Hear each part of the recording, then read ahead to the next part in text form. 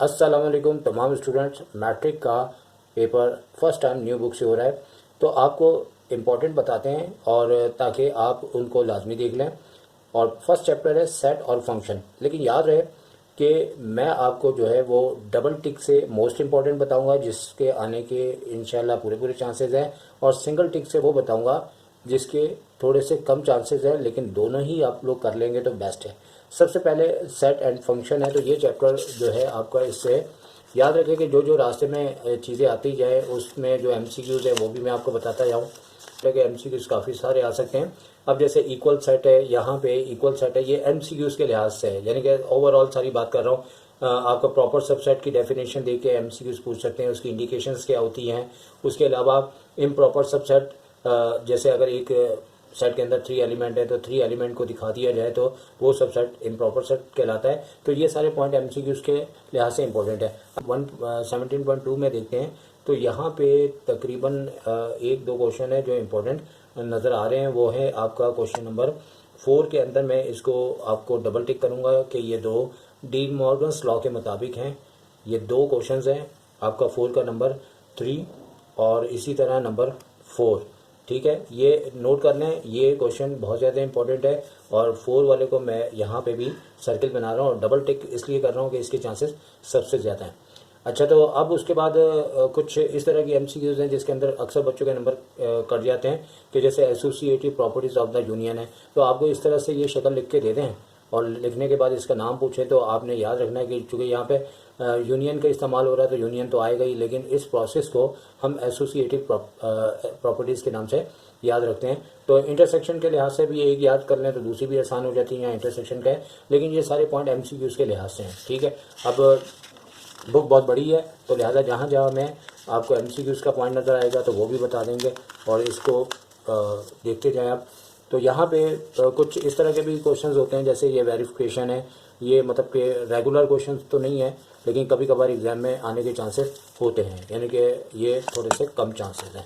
अच्छा, यहाँ पे अगर हम देख लें तो जैसे बात कर रहा था उसी तरह के ये भी क्वेश्चन मौजूद हैं, और यहाँ पे डी मॉर्गन्स लॉ को भी वेरीफाई करने का बोला गया है। तो यहाँ पे भी 4 क्वेश्चन है जिसके मतलब डबल टिक हैं, जिसके चांसेस हैं। अब चूँकि बात तो एक ही है, चाहे वहाँ टिक करें चाहे इधर करें, कि ये इंपॉर्टेंट्स हैं। डी मॉर्गन्स लॉ आपके 2 होते हैं और दोनों ज़बानी याद होना चाहिए। 93 में इसके ऊपर एमसीक्यूज़ भी आई थी। और ये कुछ फंक्शंस हैं, इनको बुक से अगर आप स्टडी कर लें तो मतलब फंक्शन से रिलेटेड भी थोड़े बहुत चांसेस एमसीक्यूज़ के होते हैं। और अब सवाल ये पैदा हो रहा है कि जो माजी के, अब देखिए यहाँ पे भी डी मॉर्गन्स लॉ को वैन डायग्राम से कह रहे हैं, लेकिन आज तक डायग्राम वगैरह नहीं आई, नॉर्मली बिल्कुल सिंपल तरीके से आया है। लेकिन यहाँ से मेरी नज़र से कोई इतना इंपॉर्टेंट क्वेश्चन नहीं है। 17.4 से हम क्रॉस हो गए और आगे बढ़ रहे हैं। और एक ये वाला जो पॉइंट है, आप डोमेन और रेंज का पता कर लीजिएगा कि डोमेन्स जो है वो एक्स कंपोनेंट्स होते हैं और वाई जो है वो आपकी रेंज से मुताल्लिक होते हैं। कभी कभार इस तरह से आपको एमसीक्यूज़ का, जैसे ये देख रहे हैं, ये पॉइंट दे देते हैं और कहते हैं इसमें बताओ डोमेन क्या है, यानी कि ये जो हाईलाइट कर रहा हूँ इसमें कहते हैं डोमेन, डी फॉर डोमेन। तो डोमेन याद रखें कि जो पहले नंबर होंगे ना एमसीक्यूज़ के लिहाज से, जैसे 1 2 3 और ये 3 चूँकि रिपीट हो रहा है तो ये डोमेन हो जाएंगी। और इसी तरह अगर इसकी रेंज पूछ लेंगे तो रेंज में जो वाई कंपोनेंट्स हैं 4 4 5 6, अब 4 2 टाइम नहीं आएगा लेकिन एक ही टाइम आएगा। तो ये एमसीक्यूज़ में काफ़ी इंपॉर्टेंट पॉइंट है। मैंने अपनी एमसीक्यूज़ की प्लेलिस्ट बनाई है, उसमें ये सारे पॉइंट ऑलरेडी मौजूद हैं। तो इसके बाद आगे चलते हैं। फंक्शन तो बहुत ज़्यादा दिए हुए हैं क्योंकि एमसीक्यूज़ में हमें ख़तरा होता है क्वेश्चन से। अब जैसे एमसीक्यूज़ की बात की जाए तो जैसे ये शुरू के 3 पॉइंट्स हैं एमसीक्यूज़ वाइज, ये इंपॉर्टेंट है क्योंकि अक्सर जो है वो एक्स और वाई की वैल्यू पूछ लेते हैं। फिर उसके बाद जैसे कार्टेशियन प्रोडक्ट है ए टू बी, आप सेकंड क्वेश्चन को भी मतलब कि आप सेकंड क्वेश्चन को भी डबल टिक कर लें। अब यहाँ पे मैं कोई एक क्वेश्चन नहीं बता रहा, ये सारे क्वेश्चन ये एमसीक्यूज़ वाइज इंपॉर्टेंट है। और उसके बाद देखा जाए तो सबसे ज़्यादा इंपॉर्टेंट अभी तक यही वाली मुझे एक्सरसाइज लग रही है। और भी आगे इस तरह के पॉइंट्स दिए गए हैं, लेकिन आप कहेंगे कि सर ये इंपॉर्टेंट तो नहीं है, ये तो पूरी बुक ही हो गई। तो मैं सिर्फ यहाँ डबल टिक कर रहा हूँ, इसको आप लाजमी देख लीजिएगा।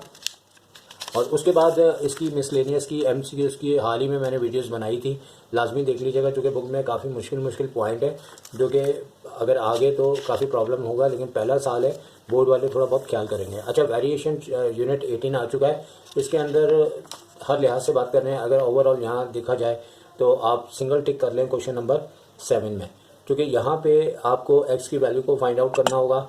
तो यहाँ पे इसके थोड़े बहुत चांसेस हैं सिंगल टिक है। बाकी मॉडल पेपर में ऊपर से भी कुछ क्वेश्चन दिए हैं, वो तो आप मॉडल पेपर को फॉलो कर ही रहे होंगे, लेकिन मैं अपने आप को फॉलो करते हुए ये वाला क्वेश्चन आपको इम्पोर्टेंट कहूँगा।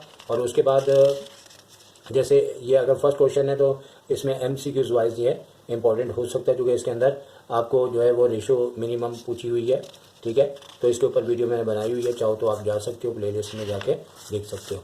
अच्छा, इसके बाद ये नोट कर लें कि अब ये आपकी एक एक्सरसाइज पीछे ड्रॉप आउट हो गई है। अच्छा भाई, ये जो एक्सरसाइज है ना, ये मेरे हिसाब से इतनी इंपॉर्टेंट नहीं है।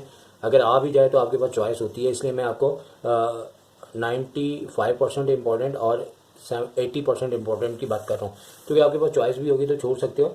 लेकिन ये पूरी की पूरी MCQs वाइज आप नोट कर लें कि आपकी ये इम्पॉर्टेंट है। कुछ एग्जांपल्स भी दिए हुए हैं, लेकिन जैसे आपका थर्ड प्रपोर्शन, सेकंड प्रपोर्शन, पहले थर्ड नहीं था अभी थर्ड भी आ गया है, फोर्थ प्रपोर्शन, मीन प्रपोर्शन, ये तकरीबन आपका जो है वो 95% गारंटेड है। लेकिन इसमें जैसे पहला पॉइंट है, ये जो ABC में दिए हुए हैं इनको आप ज़्यादा ना डिस्कस कीजिएगा, क्योंकि वो नंबर्स ही देते हैं, क्योंकि वरना क्वेश्चन बन जाता है।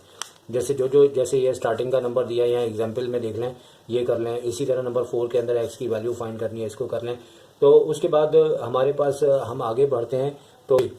तो यहाँ पे ये MCQs वाइज बहुत ही ज़्यादा ये वाले भी पॉइंट इंपॉर्टेंट है, क्योंकि यहाँ पे ऑल्टरनेंडो, डिविडेंडो, कंपोनेंडो, ये सारी जो है वो मैंने फिर कहूँगा MCQs की प्लेलिस्ट पे मैंने सब बताया हुआ है। ये इनमें से एक MCQs आने का चांस है। बेसिकली आपको वो इस तरह की शक्ल दे देते हैं, क्योंकि A/B=C/D सबका फिक्स होता है। A/C और B/D दे देते हैं तो ऑल्टरनेंडो होता है, कहीं कंपोनेंडो, कहीं डिविडेंडो। तो बड़े दिलचस्प से नाम है, लेकिन ये सारे पॉइंट जो है वो आपके MCQs में, ये वो पॉइंट है जो बच्चों को पता भी नहीं होते और पेपरों में दे दिए जाते हैं। अच्छा, इसके बाद कुछ प्रॉपर्टीज़ के हवाले से ही क्वेश्चन है, जो कि कई कोचिंग सेंटर्स में कई जगह क्वेश्चन भी दिए जा रहे हैं। तो इसको मैं सिंगल टिक करूंगा। इसका मतलब है कि ये आपका 80% चांस है कि कंपोनेंडो से ये क्वेश्चन आ जाएं। लेकिन यहाँ पे मैं डबल टिक करूंगा, क्योंकि ये क्वेश्चन माजी में भी आते रहे हैं और अभी भी इसके आने के चांसेस है। लेकिन कोई मैं एक क्वेश्चन आपको टिक करूँ तो ये गलत होगा, क्योंकि सारी एक जैसे और इंतहाई आसान है, इसे आप करें। इसके बाद आगे चलते हैं। तो आपकी जो 18.5 है, आप लोग करना चाहें तो कर लें, मेरे हिसाब से इंपॉर्टेंट नहीं है। और 18.6 के अंदर जो है, यहाँ से जो क्वेश्चन नंबर स्पेशली 2 से स्टार्ट हो रहे हैं, जैसे ये तो मेरा दिल चाह रहा है मैं 3 बार टिक कर दूँ इसको, लेकिन ये जितने भी क्वेश्चंस हैं ना, ये 1, 2, 3 ये मोस्ट इंपॉर्टेंट है। और इसमें से देख लीजिएगा एक लाजमी क्वेश्चन आएगा। लेकिन जहाँ तक एग्जाम्पल की बात की जाए तो इससे रिलेटेड ये भी क्वेश्चन है, इसके भी आने के चांसेस हैं। और इस तरीके से हम आगे बढ़ते हैं। तो इसकी यानी कि ये जो MCQs इसकी लिखी हैं, इसके पीछे भी आंसर है। आप उस आंसर के मुताबिक कुछ डेफिनेशंस होती हैं, उनको याद करके जाएं। अब चैप्टर नंबर आपका 19 है मैट्रिसेस। अब मैट्रिसेस चैप्टर की बात करें, चैप्टर नंबर 19 में, तो तमाम वो स्टूडेंट जो पूरे नंबर लेना चाहें उनसे ये आपको एक हदायत दे रहा हूँ कि ये वाली बातें अगर आप जिस दिन सुबह पेपर हो पढ़ के चले जाएं, तो कभी कभार एक आध MCQs ऐसी आ जाती है जिसका ताल्लुक यहाँ से होता है, ठीक है। अब इसके अंदर जैसे कि यहाँ पे मैंने ऑलरेडी अब थोड़ा टाइम सेव करने के लिए नोट कर रखा है कि हमारे पास जो है वो कई MCQs के पॉइंट्स हैं, जैसे कि रॉ मैट्रिक्स की, लैंग्वेजेस के अंदर भी MCQs आ सकती है, या कोई मैट्रिक्स दे के पूछ सकते हैं। इसी तरह rectangular, square matrix, column matrix, ये बहुत ज़्यादा आती रही हैं MCQs। इसमें ज़ीरो मैट्रिक्स या फिर डायगोनल, स्केलर का रुझान बहुत ज़्यादा है, ये बहुत ज़्यादा आती है। आइडेंटिटी मैट्रिक्स भी आ चुकी है। ट्रांसपोज का कॉन्सेप्ट जो है वो इस साल आया है आपके पास, तो उसमें मैट्रिक्स भी होता है, स्क्यू भी होता है। तो ये सारे नोट कर ले, पेज नंबर 60 है। ये यहाँ से एक MCQs का पॉइंट मेरे एक्सपीरियंस के मुताबिक लाजमी आएगा।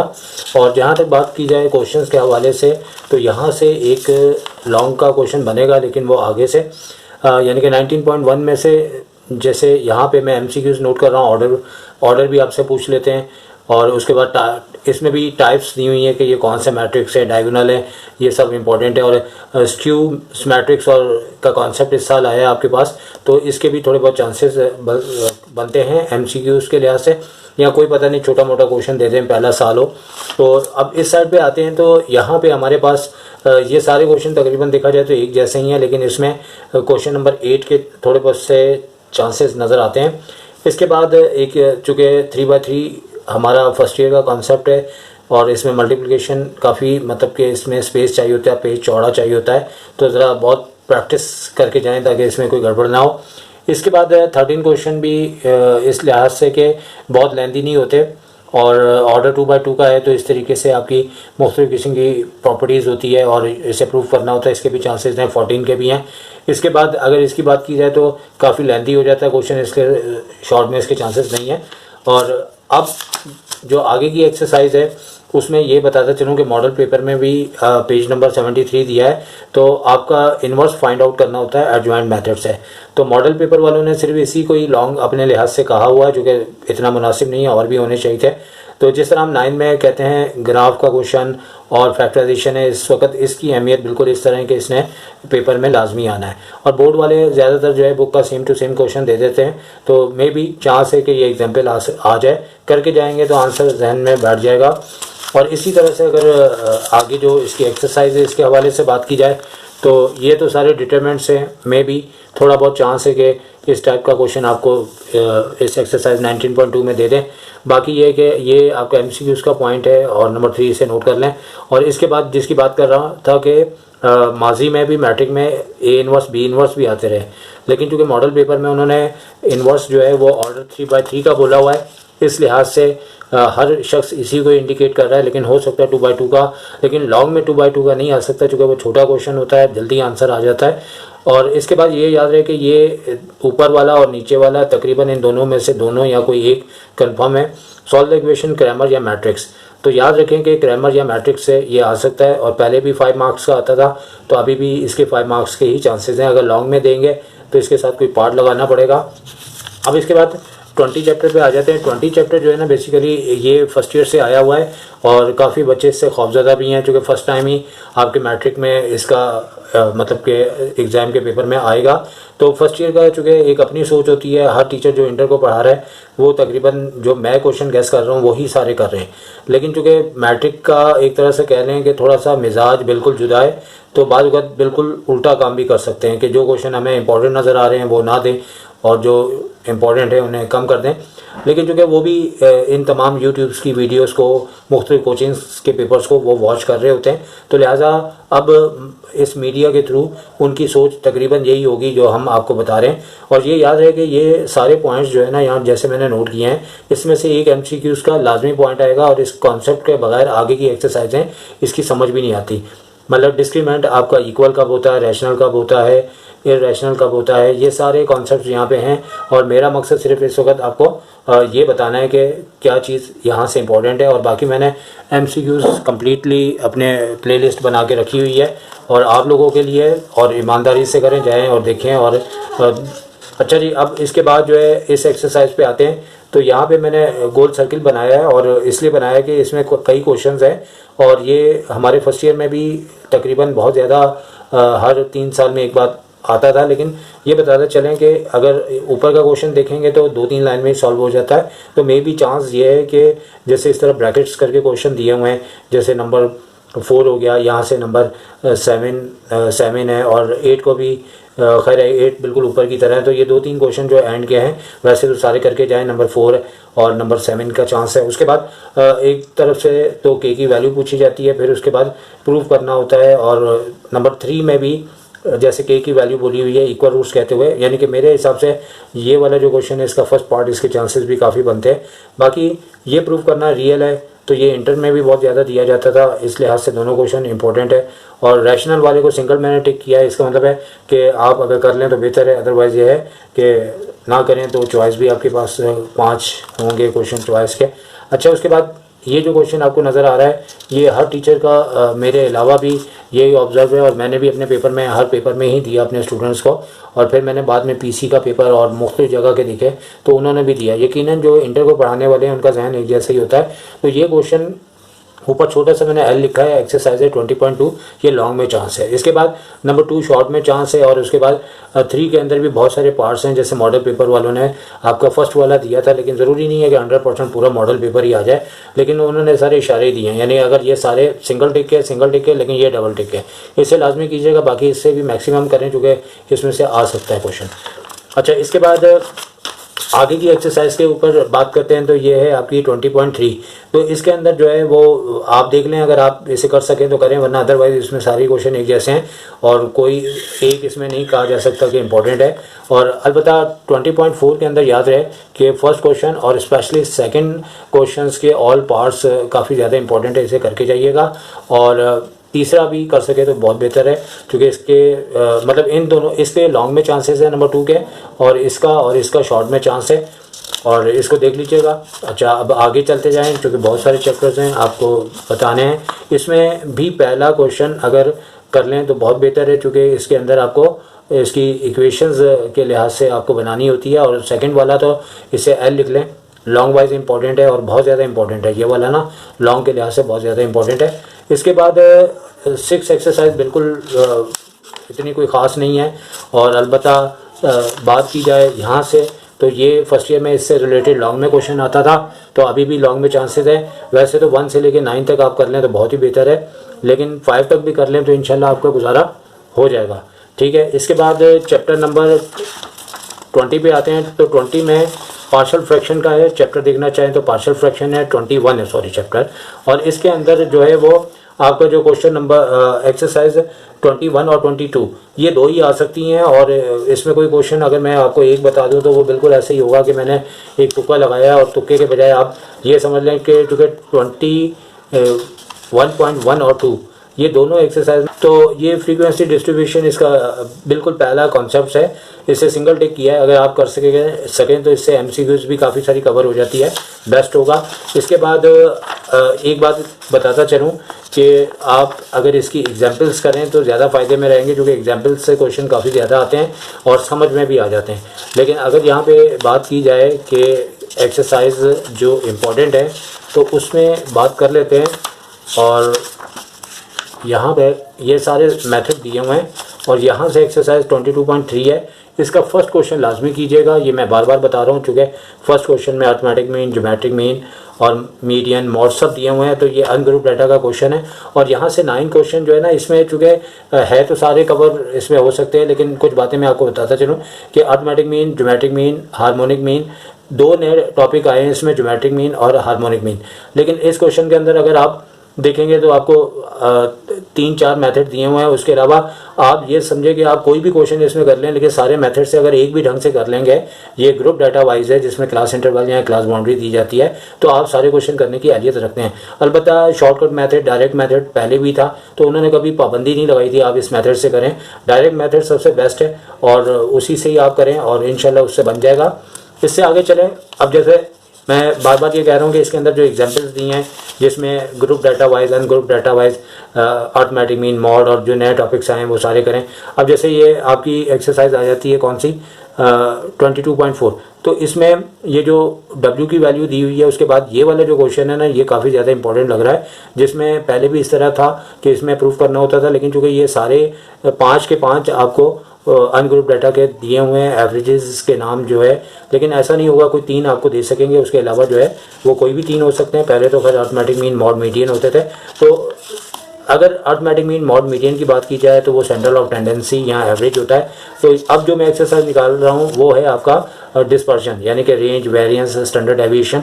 तो ये एक्सरसाइज है, इसमें पहला क्वेश्चन, तीसरा क्वेश्चन और 5वां क्वेश्चन कर लें तो इंशाल्लाह आपको कोई प्रॉब्लम नहीं होगा। अच्छा, इसके बाद 23 है, पैथागोरस थ्योरम के ऊपर दिया हुआ है। तो पैथागोरस थ्योरम के ऊपर याद रखें कि इसके अंदर जो थ्योरम्स हैं वो लॉन्ग वाइज इंपॉर्टेंट है। तो पेज नंबर 176 है, बहुत सारे स्टूडेंट मुझसे पूछ भी रहे हैं। तो इसमें जो 23.1 थ्योरम है वो लॉन्ग में आ सकता है, और इसी तरह 2 वाला भी लॉन्ग में आ सकता है, तो ये दोनों लॉन्ग में आ सकते हैं। तो बदकिस्मती ये है कि थोड़ा सा पहला साल है, तो लिहाजा कहने का मतलब है कि बच्चों को थोड़ा सा एक टेंशन का मरहला बहुत ज़्यादा रहता है। और बाकी जितने भी इसमें पैथागोरस से रिलेटेड क्वेश्चन है वो एमसीक्यूज वाइज इंपॉर्टेंट है।